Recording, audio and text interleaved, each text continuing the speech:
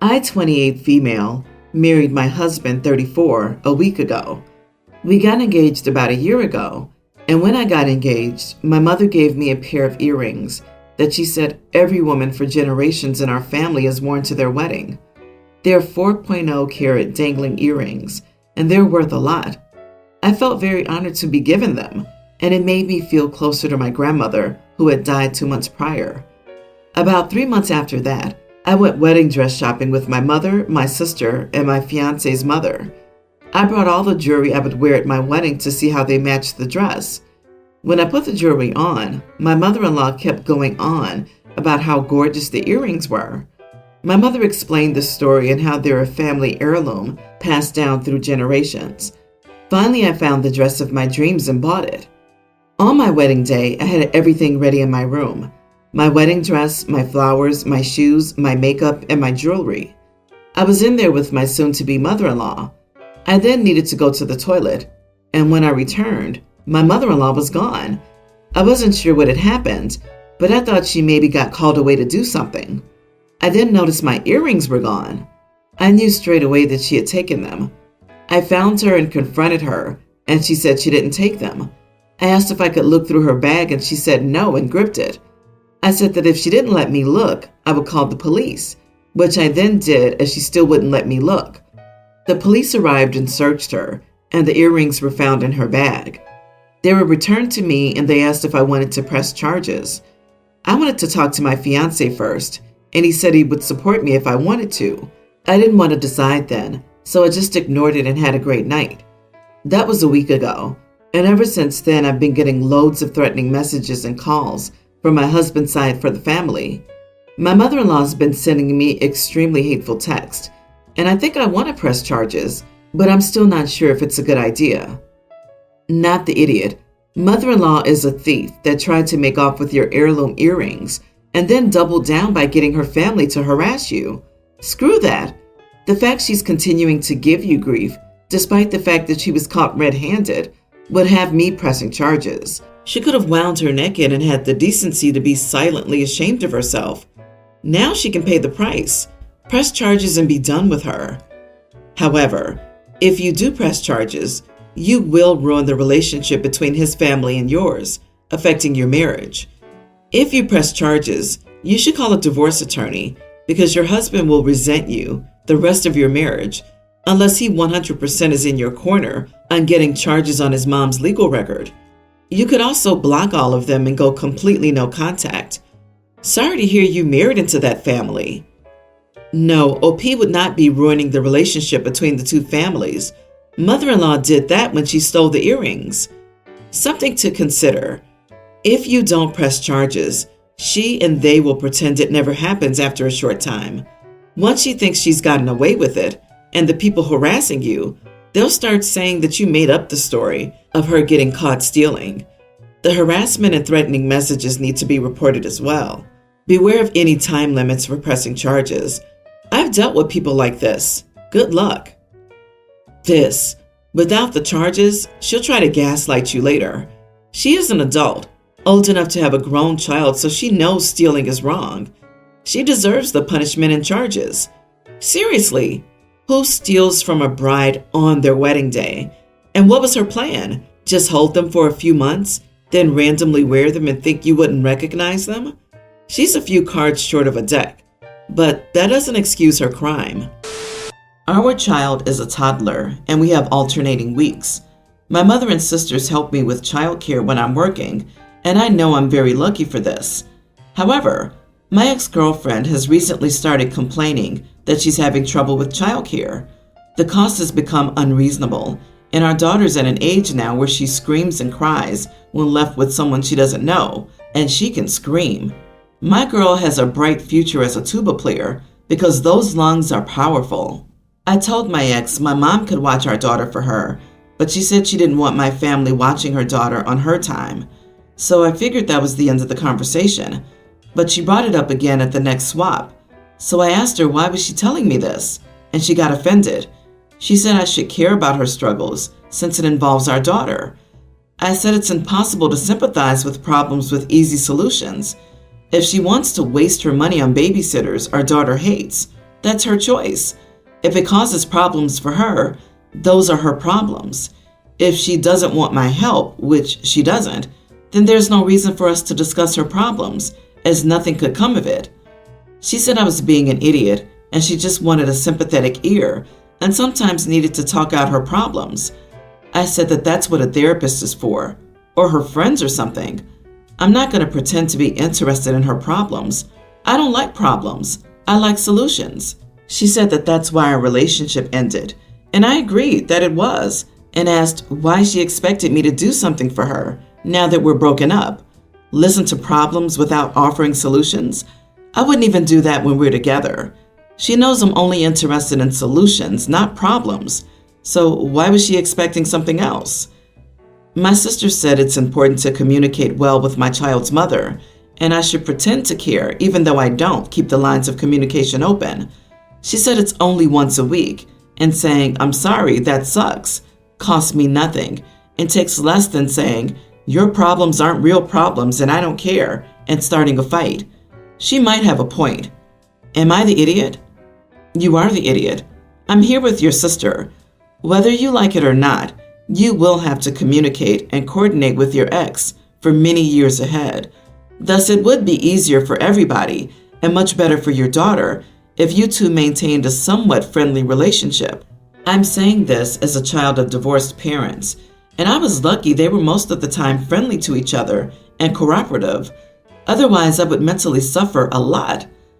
As a stepmom, yes, it is best for him to have a civil relationship. However, this does not mean he needs to provide emotional support for her. The child is what they need to communicate about and keep in the center of it all. He offered a solution. She refused it and then got mad at him because she continues to struggle. It's not his problem anymore, as long as his daughter's cared for.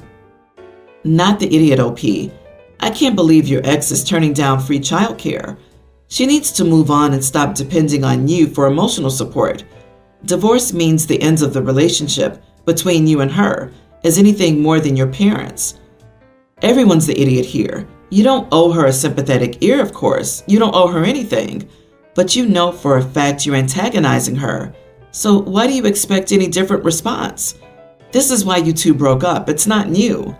She's not letting your mom watch her for free because that means you suddenly have a claim in court, if you choose to do that she's a lousy parent who never cares for her child, and you and your mother have to step in. I can't believe you haven't thought of that, because if everything were switched around and her mom offered to babysit on your time, you'd have the same vulnerabilities.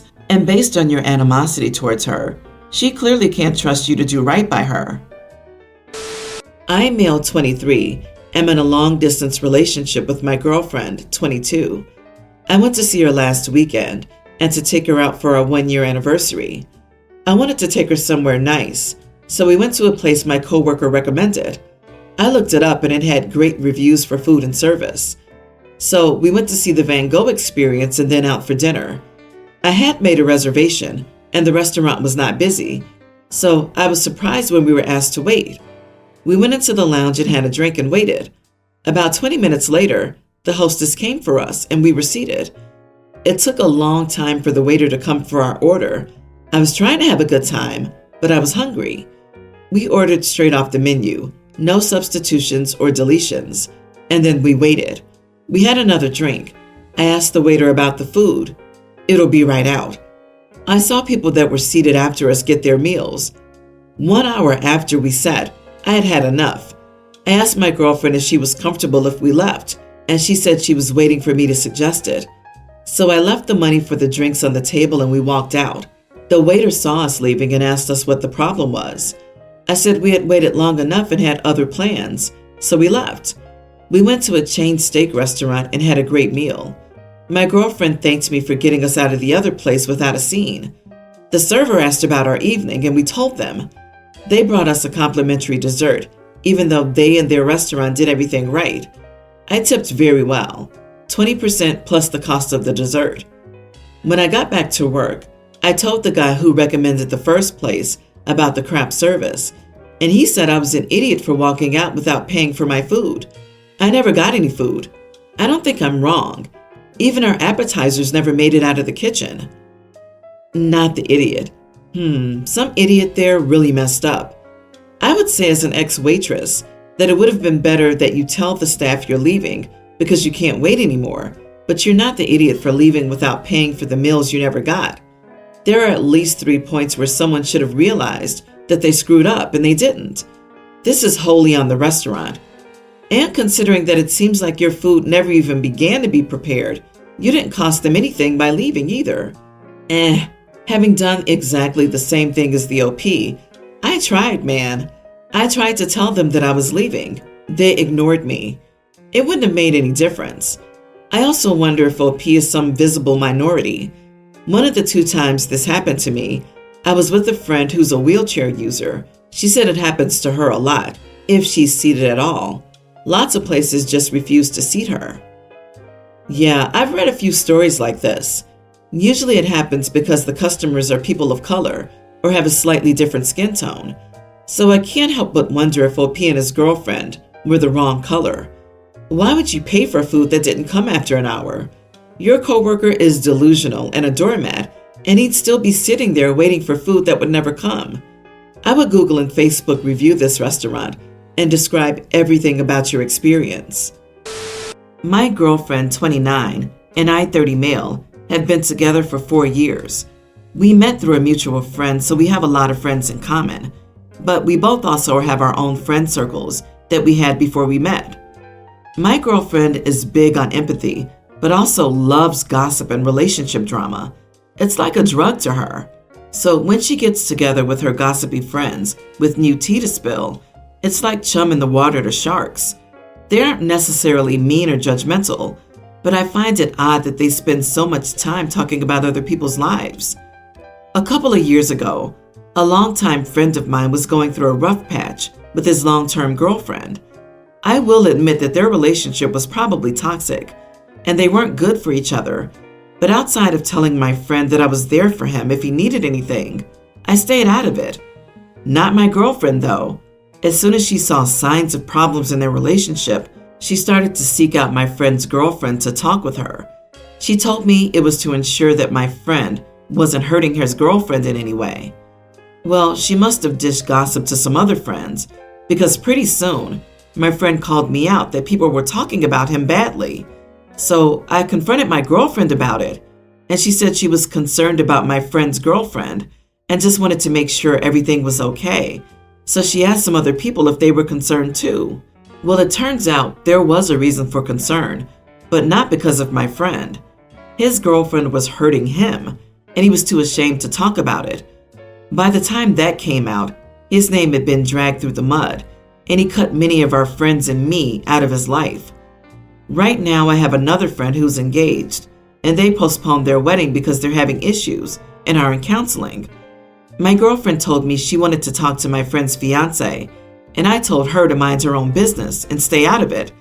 I told her she had already cost me one friendship with her meddling, and I didn't want her to do that again. She said that was different, but I don't think it is. I told her that if she wanted to gossip about her friends, she could do that all day. But when it comes to my friend, she needs to keep her nose out of their business because she only does more harm than good. I caught her on the phone talking to her friend about how I'm forbidding her from making sure my friend's fiance is okay and that she's just concerned about her. I didn't even let her hang up the phone. I just yelled at her that meddling in other people's lives was messed up and that she needed to find a hobby that didn't involve ruining other people's lives and friendships. She got mad at me and called me a controlling idiot. She said that men don't understand how women need to look out for each other, and she's just trying to be a good friend. So I brought up my friend who cut me off and asked if she was a good friend in that situation, and she called me an idiot again. Not the idiot. She's one of those people who are so obsessed with drama to gossip about that she creates her own. She ended up ruining a victim's life so she could have her little gossip session. She spreads rumors without proof and goes into situations with the story already in her mind. This is extremely toxic and benefits no one. She doesn't care about your friend group outside of gossip material. There are some serious huge red flags here about this woman. Your girlfriend's got a big old case of the savior syndrome.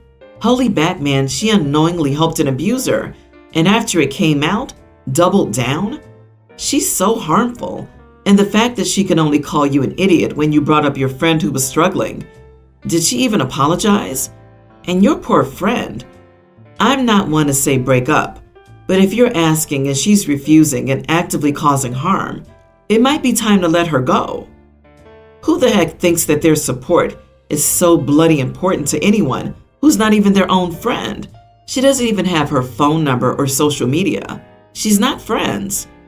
OP, think about this in the future as well.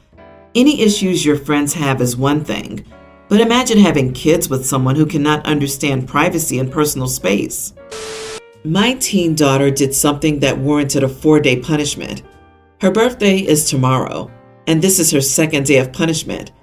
I canceled her birthday as part of the punishment, and the other part is not allowing her to go out for 4 days. She still has electronics available. Earlier today, my ex contacted me and asked about the birthday cancellation. I told him what happened, and he said he'd throw her the party since I canceled. I said he couldn't throw her the party when she's grounded and isn't allowed to leave the house for days. He called me ridiculous, but I told him he was encouraging bad behavior and acting like the cool parent instead of working with me to fix these behavioral issues.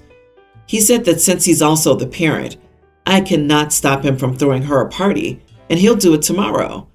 So we got into a big argument, and my husband agreed that my ex was an enabler, but my daughter's grandparents got involved as well and told me I couldn't stop her dad from celebrating her birthday and that I needed to let it go, and suggested I put off the rest of the punishment until after the birthday.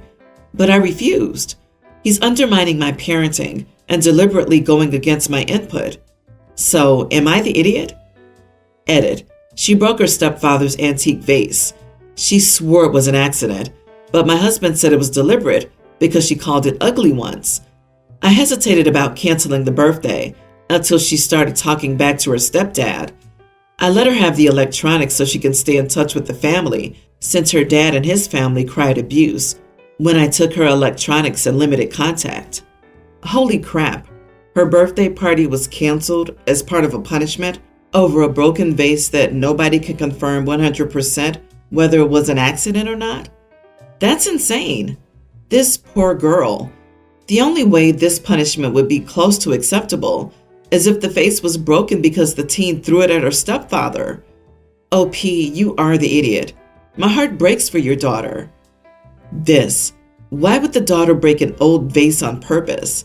Like, does she have a habit of doing bizarre things like that? If so, I think OP would have mentioned it. So all of this suggests that it was done purely by accident, and the daughter was punished for defending herself. OP, you need to reconsider why you automatically believe your husband and not your daughter, with zero evidence either way. Also, probably why your new husband is so quick to blame your daughter. A vase got broken, and you think her calling it ugly proves she did it? I think 50% of my family heirlooms are ugly as sin, and I've never broken a single one.